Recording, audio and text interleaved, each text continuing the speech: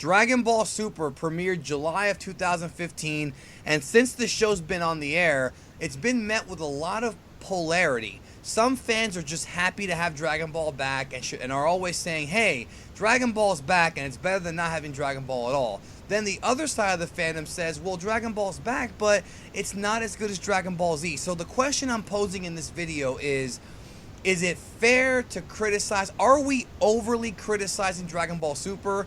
And is it fair to compare it to its predecessors, Dragon Ball, Dragon Ball Z, and even GT? Is it really fair for us to put it on such a high pedestal? Now, with this video, I'm not really going to do a lot of editing. It's going to be a one-picture classic, and it's going to be more of a long-form conversation. So if you're watching this video, this is meant to be like listened to more like a podcast. So if you're like at the gym or driving to work or going to school, that's when you should listen to this. I think it's the best time. It's not really going to be very visually appealing. It's going to be more audio, but I do want to get you guys' thoughts in the comments about this topic. So joining me on this video, let me introduce my guests who are going to discuss this for me. First of all, a guy who has been critical of Super, but I think he's critical in kind of a fair way, even though sometimes he does overanalyze and over-scientifically mathematize the series. Please welcome back Mike from Laughingstock Media. Hello, Mike. Hey guys, it's Mike from Laughingstock Media. How's it going? Yes, and joining us also is a guy who's a big media mogul lately, but he's not from Laughingstock Media. Maybe one day he'll work for Laughingstock Media because he works for everybody. Please welcome the Geek List. What's up, guys? MJ from Geeklist TV. Thank you for having me. All right, so let's talk about freaking Dragon Ball Super. So episode 66 was met with a lot of criticism, but I don't want to just talk about that episode. I want to talk about Super so far, the whole series. A lot of people have been very disappointed with Dragon Ball Super. Before Super began, I remember talking to Black and Fist about this, and everybody was super hyped for the series to come back, a new Dragon Ball. We were all very excited, but I remember telling him, I said, if they disrespect the fan base and if they don't evolve, this is going to be met with a lot of backlash. It's not going to be like Dragon Ball and Dragon Ball Z were back in the day when we were all younger. Because nowadays, we're all older and television itself has evolved from what it used to be. Back in the 80s and 90s, you had a lot of sitcoms. You had a lot of, episodic television. Nowadays, we have serialized TV, and Dragon Ball was one of the few shows that was at the forefront of that in the animation community. You had shows that would, have continuing story arcs and things like that. But television as a whole, with shows like Breaking Bad, has kind of evolved and had more sophisticated writing. With Super, though, and I would say it really started with the Resurrection F, the movie, there's a lot of things that don't really get explained. Shit just happens. There's ass pulls and things like that. And you could even make an argument that the Buu Saga had tons of them. The biggest one being, of course, SS3. Goku claims just literally 3 episodes before that him and Vegeta were fighting at equal power and he couldn't beat Majin Buu. And then all of a sudden he busts out this new transformation out of nowhere. Again, it was one of those things where they explained it later on. He learned it in his training, but it was still kind of, kind of bad writing. I mean, the Buu arc does have bad writing. I want to start with Geek List here. I want to ask Geek List this question. So, do you think the Dragon Ball community was expecting Super to be just like Dragon Ball Z?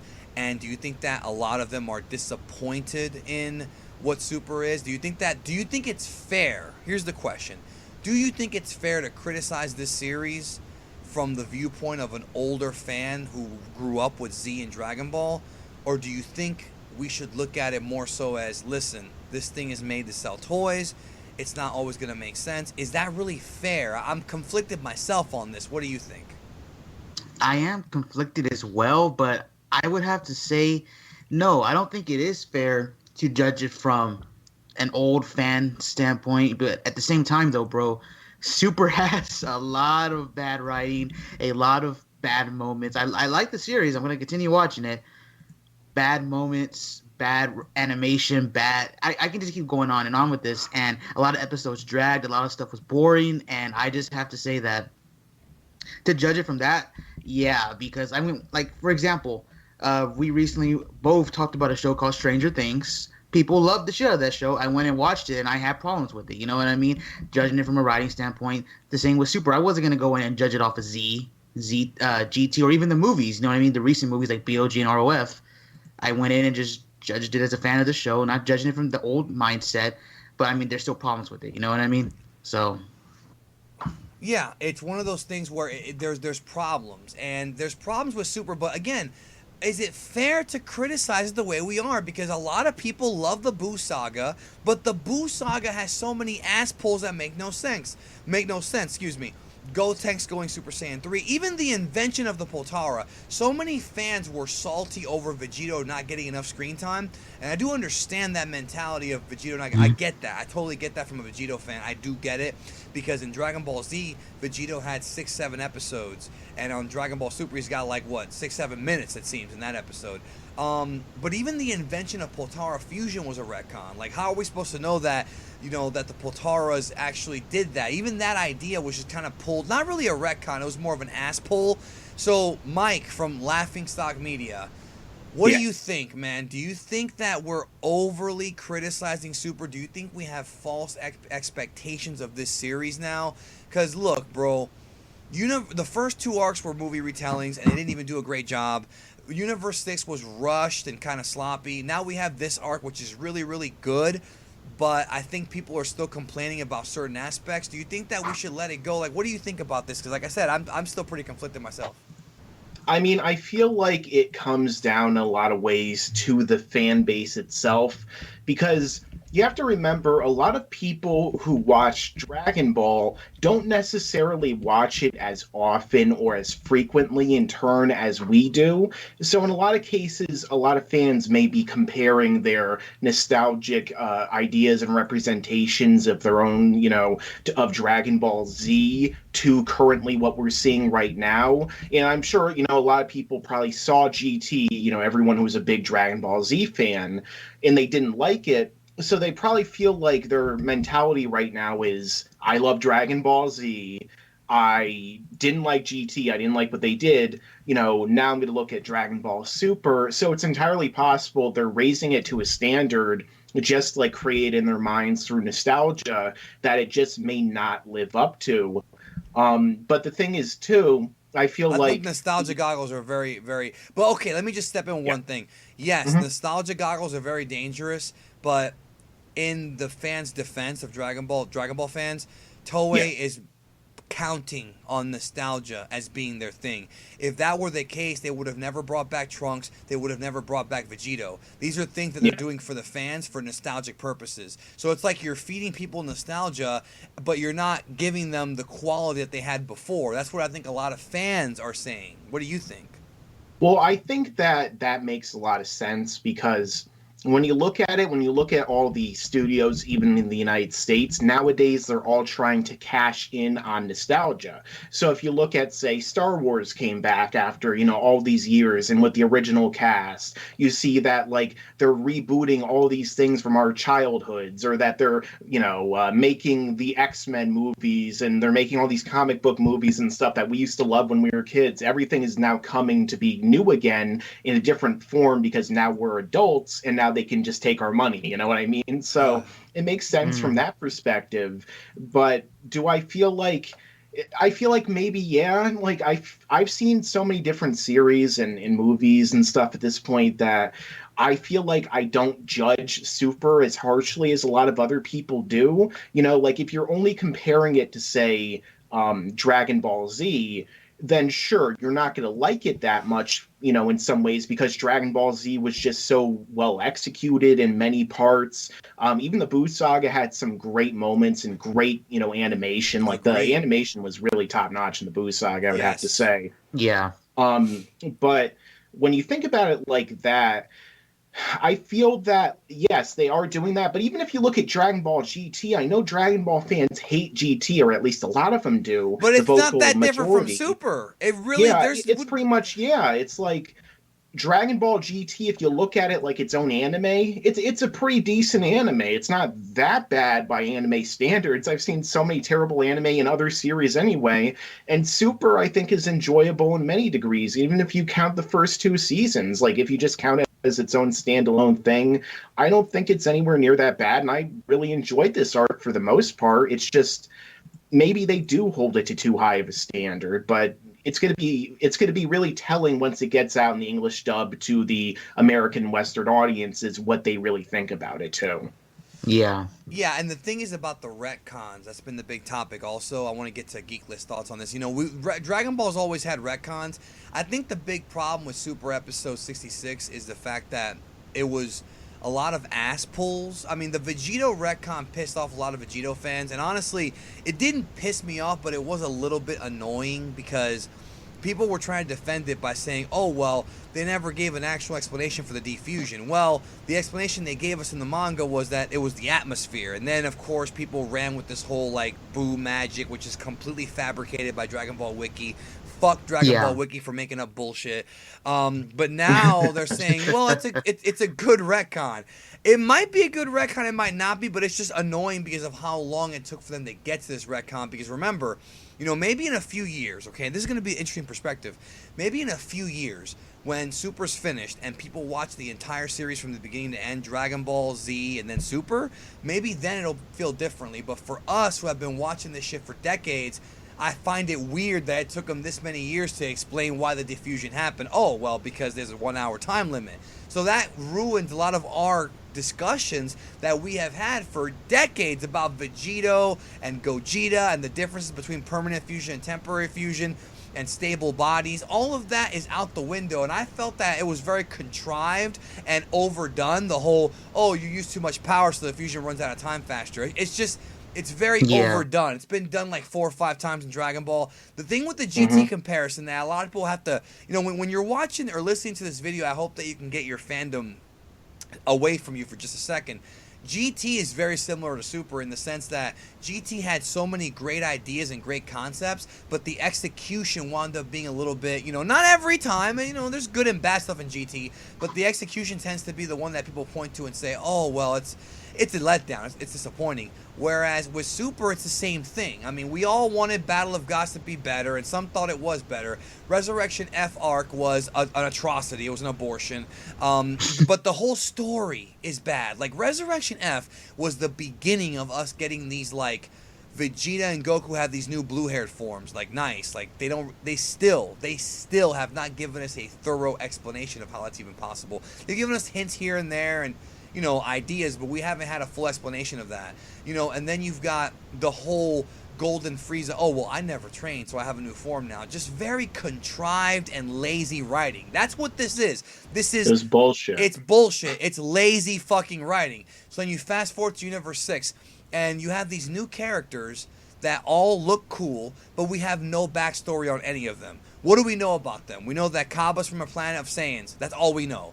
We know that Hit is an assassin. That's all we know. We know that Botamo is whatever. Magetta is a... Winnie the Pooh.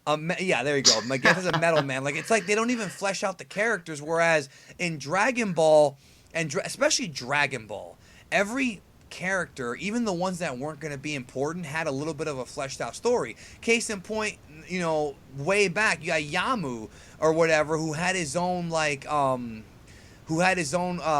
filler episode with the lake or whatever.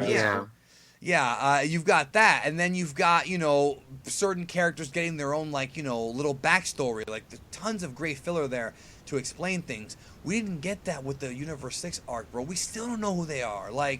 And I feel like there's so many missed opportunities in Super, just like how there were so many missed opportunities in GT. And I mean, it's one of those things where I'm conflicted because maybe I am just thinking that it should be better than it actually is, and we all think that we all play Monday morning quarterback. All right, we all think we can write the story better.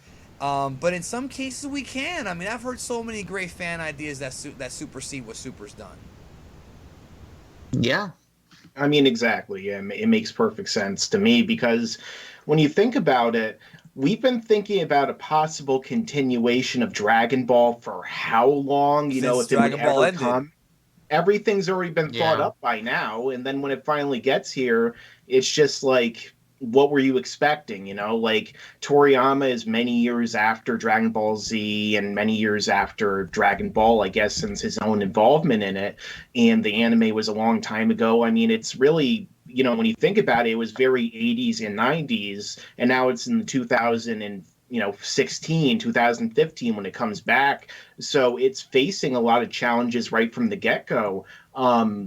But like I feel Yeah, like but it's one of the big also. But things. I just want to say one thing. Yes, it's Yeah. facing a lot of challenges, but also the other thing is facing is momentum from the snowball because Dragon Ball coming back in like 2005 would not have anywhere close to the impact that it would the way it came back in 2013 to 2015 because more time has passed. It's given us more time to miss the series. See what I'm saying? So I think there's something to that.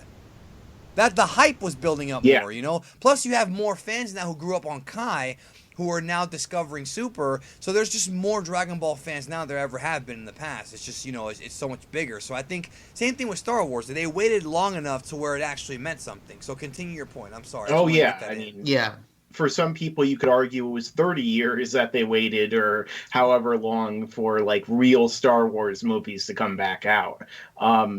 But I did want to say though, I feel like when you were mentioning before about how we don't really know anything about the characters from Universe 6, I feel like a lot of the stuff with Super is really the potential there. Like they've Like introduced so with many GT. cool ideas, and then you like hear them and you see them play out, but you want to know a lot more and it just isn't there yet. So like it could be amazing when they finally get to it and draw it out and explain But it it. might not. But we might never get there because the series keeps doing the Yeah. same shit. And that's kind of the point of the video is that I think that a lot of us from watching Super, we have these false expectations that eventually it'll get better. Like I've been saying to myself, personally, like, okay, it's fun to watch, but there's still issues. Maybe it'll get better in time, but it's not getting better. I mean, the last episode was like 4 episodes crammed into one, dude. Like, Yeah. why couldn't they? It's so fucked up the pacing in this series because Dragon Ball Z was notoriously satired for being too slow.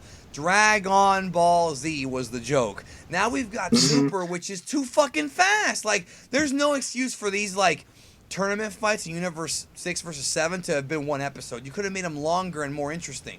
More drama. Like the Dragon Ball Instead, they tournament. spend all their time on like the Pilaf gang and shit that's inconsequential, and then we finally get to the important stuff, and it's like 2 seconds long. Why is it so rushed when it's important, but when it's not important, let's drag it all out? Who is in direction when it comes to the pacing of this show? Like, why is it doing that? It's Like, Danny, remember I was telling you yesterday off air, Dr. Blick actually brought this up to me. He was saying that there's an arc in One Piece, for any One Piece fans out there, called the Dressrosa arc. A good length arc in the manga, pretty good arc. Anime, I forgot the reason, but there's a reason they dragged that shit for like almost 2 years. 2 goddamn years they dragged that arc. An exhaustingly long arc. But yet Toei could not drag Vegito for 2 episodes. I know people will be saying that he was just there to sell toys. Well, what the hell? Like, have him around for another episode. You know what I mean? Like, show some new moves, some new combos. You know what I mean? Show some like shit. Well, He should have been there for more than 6 minutes. And that's the thing people do have to understand too. Let's look at both sides of the coin. Yes, Super is here to sell toys. Super is here to sell video games, and Super is here to sell, DVDs. It's a merchandise seller. But I feel like Dragon Ball and Dragon Ball Z were both the same thing. They're there to sell the manga and other stuff. But I feel like Dragon Ball and Dragon Ball Z just had more love and more. I mean, just in my perspective, I feel like it felt like less of a cash grab. Is that fair for me to say, or am I off on that? What do you think? I would say to a degree, but there are a lot of heartwarming moments in Super for me. Absolutely. Yeah. Now, I'm not saying Super sucks. I'm just saying the point of this video is, should we be comparing Super to Dragon Ball Z? Because right now, dude, episode 67 of Dragon Ball Z was the epic episode where Goku shows up on Namek and fucks up the Ginyu Force. That episode is better than 80% of, I'd say 90% of what Super's given us, bro. The music, the voice acting, and that's what I'm saying. Like, this series, I hate to say it, but it has been a disappointment if you compare it to what Dragon Ball and Dragon Ball Z were. But is it fair to make that comparison? Are we too that's what it really critical of comes down Super? to. It's like, do you compare it to that show, or do you view it on its own, or like, how do you view it within the vast array of Dragon Ball content? Do you compare it to the video games, even the worst video games, or do you just compare it strictly to the anime. But then again, some people compare it strictly to the manga. We have like Kendamu, read the damn manga. You have people who are very strict like manga fans, and then how do they view Super? And then again, how do you view Super relative to its own manga? Like, it's such a hard series to judge at the end of the day. Well, and that's the point I was going to make too, is that you've got the GT fans who will sit there and they'll say, well, GT is unfairly criticized that's compared to Dragon Ball Z.